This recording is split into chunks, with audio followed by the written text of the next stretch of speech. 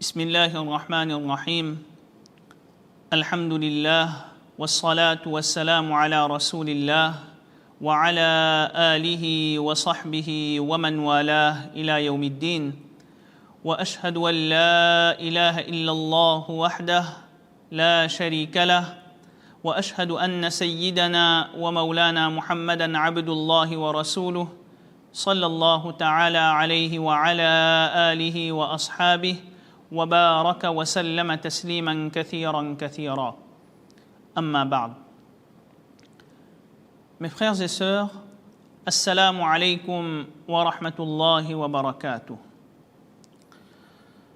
Voulez-vous que je vous informe à propos d'une action hors du commun, une pratique vraiment particulière du fait qu'autant cette action est pleine de vertus, autant elle nous permet d'obtenir énormément de récompenses de la part d'Allah, autant cette action est simple et accessible pour tout un chacun. Cette action, Rasulullah sallallahu alayhi wa sallam l'accomplissait dans toutes les situations. Après avoir accompli la salat, le jeûne ou le hajj, mais également au quotidien, avant de prendre son repas, tout comme après l'avoir pris, avant de s'endormir, tout comme en se réveillant. Afin d'accomplir cette action, pas besoin d'être face à la qibla ou même d'être en état de wudu. Pour accomplir cette action, nul besoin d'accomplir un voyage ou même de dépenser 1 euro. Cette action peut être accomplie aussi bien par le riche comme le moins riche, par le jeune comme le moins jeune. Cette action peut être accomplie aussi bien par l'homme que par la femme, par le savant, tout comme l'ignorant. Cette action a tellement de valeur aux yeux d'Allah qu'à travers le Coran, Allah Azza wa Jal qualifie ceux qui s'y adonnent comme étant ulul albab, ceux qui sont doués d'intelligence. Cette action, mes frères et sœurs, comme vous l'avez sûrement compris, c'est le dhikrullah, le rappel, le souvenir, l'évocation d'Allah Azza wa Jal.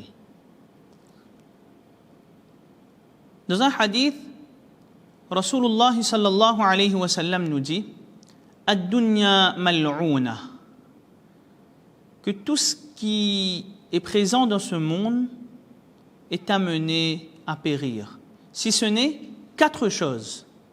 Et parmi ces 4 choses, Rasulullah sallallahu alayhi wa sallam dit Illa dhikrallahi wa man wala, sauf le dhikr d'Allah, le rappel d'Allah et tout ce qui y est lié. As-salam, as-salam, as-salam, as-salam.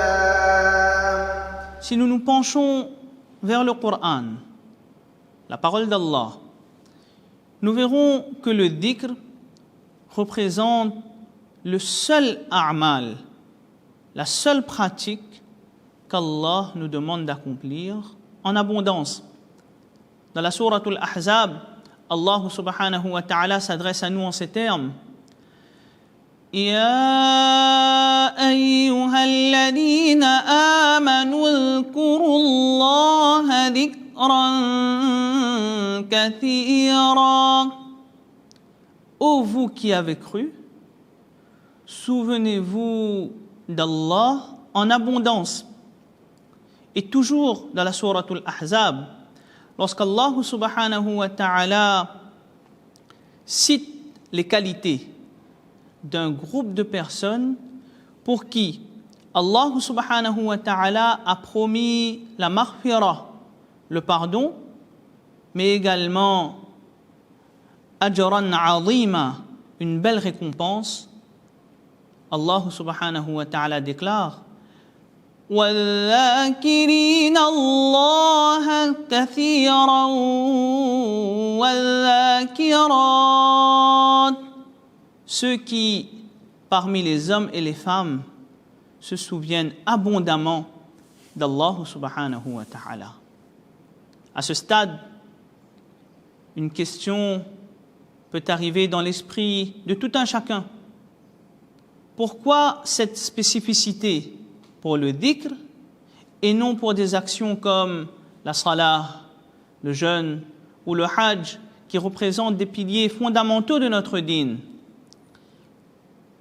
Les ulama, pour répondre à cette question, nous expliquent qu'en vérité, le dhikr, le rappel et le souvenir d'Allah représentent l'âme, le ruh de toutes les actions. En d'autres termes, l'élément qui donne vie à nos a'mal, à nos bonnes actions, c'est bien le souvenir d'Allah. Pour comprendre cette réalité, prenons juste l'exemple de la salah. À travers le Coran, Allah nous décrit la salah en disant « Wa aqimis salata li dhikri » et accomplis la salah afin que tu te souviennes de moi, afin de faire mon dhikr.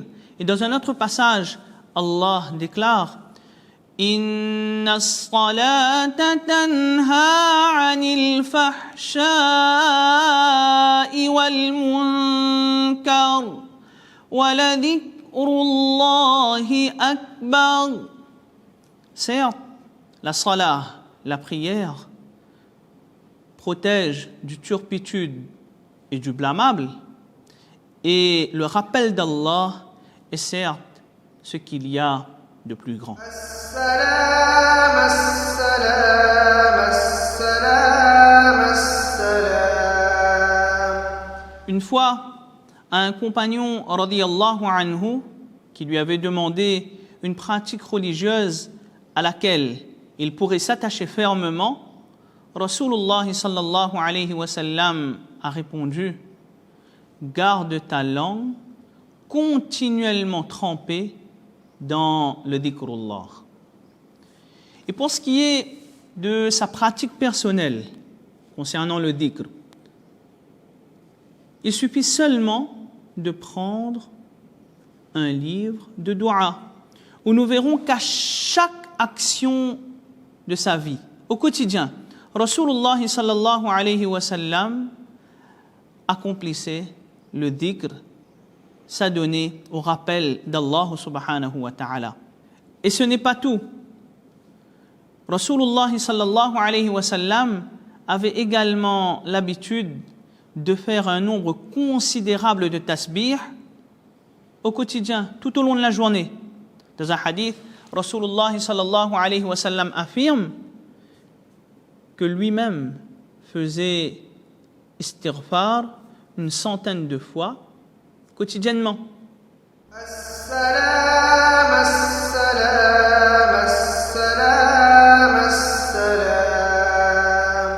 Le meilleur des dhikrs constitue bien entendu tilawatul Qur'an, la récitation du Qur'an, de la parole d'Allah. On ne devrait laisser aucune journée de notre existence passer sans réciter au moins un verset du Coran. Vous savez, Uthman radiyallahu anhu, qui était un compagnon connu pour son attachement au Coran, il disait que je déteste le fait qu'une journée de ma vie passe sans que je n'ai eu l'occasion de poser au moins une fois mon regard sur le Coran, sur la parole d'Allah. Autre forme de dhikr très bénéfique, la récitation des salats ala nabi sallallahu alayhi wa sallam, ce que l'on appelle communément les durud sharif, l'envoi de salutations pour le prophète sallallahu alayhi wa sallam. Le prophète d'Allah sallallahu alayhi wa sallam a lui-même déclaré que celui qui prie sur moi, qui envoie des salutations à mon égard, 10 fois le matin et 10 fois le soir bénéficiera de mon intercession le jour du Qiyamah. Il résulte d'un long hadith de Ubay ibn Ka'b radiyallahu anhu que celui qui s'adonne avec constance à la salat ala nabi sallallahu alayhi wa sallam, Allah dissipera tous ses tourments et Allah pardonnera tous ses péchés. Réussite dans ce monde et dans l'autre. Autre pratique qui nous est enseignée par Rasulullah sallallahu alayhi wa sallam: Man qara'a ayat al-kursi dubura kulli salatin maktuba, que celui qui récite ayatul kursi, le verset du trône, après chaque salat fard, il n'y a que la mort qui empêche son entrée au paradis. Ce qui signifie que lorsque cette personne quittera ce monde, il accédera directement au Jannah, au paradis. Ce ne sont là que quelques pistes que nous pouvons adopter pour nous adonner au dhikr d'Allah. À travers les ahadiths, nous voyons d'autres formes de adhkar, de dhikr, que nous pouvons adopter au quotidien et qui nous permettront de nous rapprocher d'Allah de façon exponentielle. Profitons de cette action hors du commun, vraiment extraordinaire et qui est très facile à adopter pour nous rapprocher d'Allah et pour dès maintenant préparer notre place au paradis. Profitons de ce mois de Ramadan où les récompenses des différentes a'mal, les différentes actions que nous allons accomplir sont décuplées pour faire le plein en termes de bonnes actions. Qu'Allah nous donne le tawfiq de comprendre ces quelques paroles et de les propager autour de nous. Wa ma tawfiqi illa billah. Wassalamu alaykum wa rahmatullahi wa barakatuh.